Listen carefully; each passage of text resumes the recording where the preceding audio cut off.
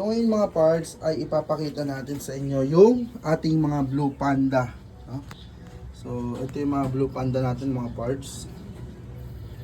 Naka community tab sila, no? So napansin ko sa kanila mga parts, napakabilis nilang lumami. And also mas maganda sila tignan pag talagang dumami na yung mga males. At kung nasa aquarium sila mga parts. Kasi para silang sa akin hindi panda, para silang mga penguin.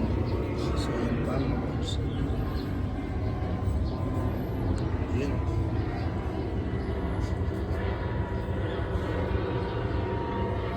Yan dun mga parts. So dito sa area na yan hindi pa masyadong malalaki yung mga male, pero makikita niyo yung mga gender nila. Okay, umiiyak na si Janjan. Yan lang mga parts. Bye-bye!